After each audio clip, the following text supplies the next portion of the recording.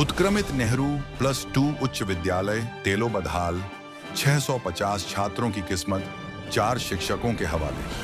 6 करोड़ 80 लाख की नई बिल्डिंग में दरार, इंटर में पद सृजित नहीं, तेलो मंडल अध्यक्ष सुरेश महतो ने दी आंदोलन की चेतावनी।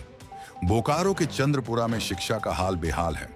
तेलो में 1957 में बना नेहरू उच्च विद्यालय तेलो आज बदहाली की मिसाल बन गया है। 650 छात्रों को पढ़ाने के लिए सिर्फ 4 शिक्षक हैं और 6 करोड़ 80 लाख की नई बिल्डिंग वो हैंडओवर से पहले ही दरक गई है। देखिए हमारी खास रिपोर्ट। बोकारो जिला के चंद्रपुरा प्रखंड अंतर्गत तेलो मध्य पंचायत यहाँ स्थित उत्क्रमित नेहरू +2 उच्च विद्यालय तेलो कभी इस पूरे क्षेत्र की शान था। 1957 में स्थापित इस स्कूल से हजारों बच्चे पढ़कर निकले, लेकिन आज ये जर्जर व्यवस्था का जीता जागता उदाहरण बन गया है। 650 छात्र नामांकित हैं, लेकिन शिक्षक सिर्फ 4। एक फिजिकल, एक हिंदी, एक इतिहास और हेडमास्टर अजय चक्रवर्ती। हेडमास्टर साहब कागजों में उलझे रहते हैं। मतलब 650 बच्चों की पढ़ाई सिर्फ 2 शिक्षकों के भरोसे। डिजिटल इंडिया की बात होती है, स्मार्ट क्लास की बात होती है, लेकिन यहाँ विज्ञान, गणित, अंग्रेजी पढ़ाने वाला एक भी शिक्षक नहीं। इंटरमीडिएट में तो पद ही सृजित नहीं हुए। कला, विज्ञान, वाणिज्य तीनों संकाय के बच्चे बिना टीचर के भटक रहे हैं।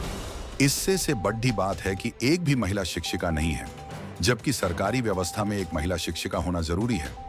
इस विकराल समस्या को लेकर भाजपा तेलो मंडल अध्यक्ष सुरेश कुशवाहा विद्यालय पहुंचकर इस गंभीर समस्या को लेकर प्रधानाचार्य से बात की और पूरी जानकारी ली।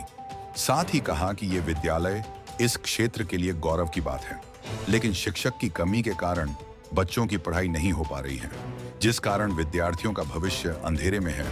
इस विकट समस्या को लेकर शिक्षा विभाग के डीओ से बात कर जल्द ही शिक्षकों की बहाली किया जाएगा। साथ ही बिल्डिंग का भी निरीक्षण किया। उन्होंने कहा कि संवेदक ने दरारों को प्लास्टर और पुट्टी से छिपाने की कोशिश की, लेकिन प्लास्टर छूते ही झरने लगा। ये बेहद शर्मनाक है।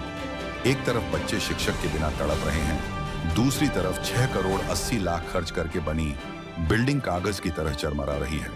ये सिर्फ लापरवाही नहीं, बच्चों के भविष्य और सरकारी पैसे दोनों से खिलवाड़ है।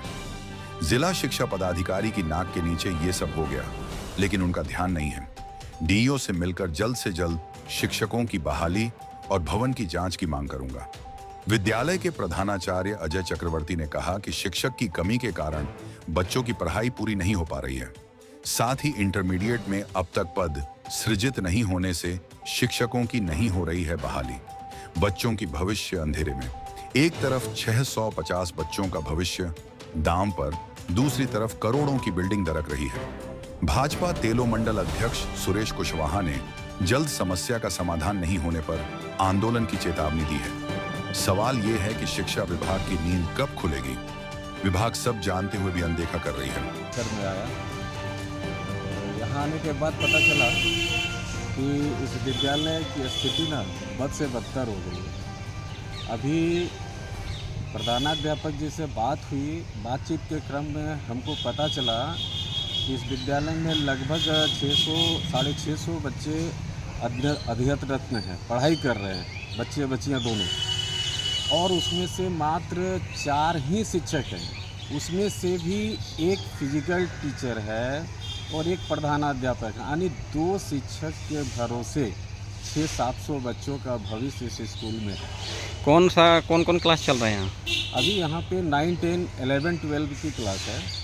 और बता दें आपको कि कहने का 4 क्लासेस हैं, बट एक 9 में 4 सेक्शन है, 10 में 4 सेक्शन है, प्लस 11, 12 में आर्ट्स, साइंस और कॉमर्स 3-3 क्लासेस हैं। इतना लंबा क्लासेस, इतने बच्चों की उपस्थिति होती है, उसके बाद भी यहाँ पे टीचर पूरी तरह से नदारत है ही नहीं। और सबसे दुर्भाग्य की बात क्या है कि यहाँ पे मैक्सिमम अधिकतर 50% बच्चियाँ भी पढ़ाई करती हैं, और यहाँ एक भी जो है ना महिला शिक्षिका तक भी नहीं है। दूसरी ओर यहाँ पे पढ़ाई के नाम पर जो हमारे यहाँ का मेन सब्जेक्ट होता है, जैसे कि मैथ, साइंस, इंग्लिश, इस विषय का शिक्षक ही नहीं है। बताइए, सिर्फ यहाँ पे 2 सब्जेक्ट का शिक्षक हमको समझ में आया, एक हिंदी और एक हिस्ट्री का। तो इतने बड़े विद्यालय में, जहाँ हमारे क्षेत्र के आसपास के 4-5-6 किलोमीटर के बच्चे बच्चियाँ यहाँ पे आकर पढ़ते हैं, तो उनको क्या पढ़ाई मिलती होगी, ये आप भी समझ सकते हैं। अच्छा, अभी आप भवन का भी देखे निरीक्षण कर रहे थे, क्या मिला आपको? बिल्कुल, मैं आया तो सोचा कि थोड़ा सा इस भवन का भी जायज़ा ले ले। आप देख सकते हैं यहाँ पे ये उत्क्रमित नेहरू +2 हाई स्कूल का भवन बने हुए लगभग 2-2.5 साल हो रहा है। और मैंने अभी थोड़ा सा देखा ऊपर से नीचे तक कि पूरे भवन में हर जगह दरार ही दरार है। कुछ जगहों पर देखा मैंने कि नीपा पुट्टी का काम किया गया है, लेकिन कोई फ़र्क नहीं पड़ा है।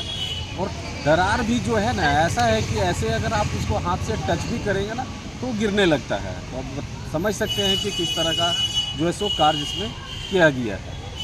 इसमें लापरवाही किसका देखने में लग रहा है? लापरवाही तो इसके द्वारा जिनके द्वारा बनाया गया है, जो संवेदक हैं यहाँ के, घोर अनियमितता को दर्शाते हैं कि घोर अनियमितता के द्वारा जो है सो इसको बनाया गया है। हम लोग उच्च अधिकारी से इसकी जांच की मांग करेंगे। तो बनाने में तो जो शिक्षा विभाग का अधिकारी है उन लोग भी समय समय पर आकर जांच करते हैं, तो क्या उन लोग? वही तो विडंबना है कि हमारे शिक्षा पदाधिकारी लोग भी आके बीच बीच में इसका जांच पड़ताल किए, क्या किए नहीं किए। अभी भी आके उनको देखना चाहिए था कि स्कूल का बिल्डिंग का क्या दशा है और क्या स्थिति है इन फ्यूचर। अभी 2 साल नहीं हुआ है बिल्डिंग का बने हुए और इतनी दरारें हैं। आने वाला 1 साल में अगर बच्चे वहाँ बैठेंगे तो किसी भी तरह की दुर्घटना घट सकती है, इसका जिम्मेदार कौन होगा? तो यहाँ के पदाधिकारी लोगों को, शिक्षा पदाधिकारी लोगों को भी ये समझना चाहिए कि आपके द्वारा जो आपके स्कूल में जो बिल्डिंग बनाया गया है उसकी गुणवत्ता को परख कर बनवाना चाहिए था। लेकिन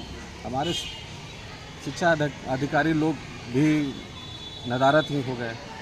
अच्छा, क्या लगता है इसमें शिक्षा विभाग का अधिकारी भी मिली भगत हो गए? बिल्कुल हो सकती है, क्योंकि अगर उनके कैंपस के अंतर्गत उनके दिशा निर्देश पे यहाँ पे अगर बिल्डिंग का काम हो रहा है तो उनका अधिकार क्षेत्र में आता है कि वे उसका जाके उचित निरीक्षण कर सकते हैं, उनकी गुणवत्ता को जांच सकते हैं। बट वैसा किए होंगे, नहीं किए होंगे तो ये उनकी गलती है, उनकी लापरवाही।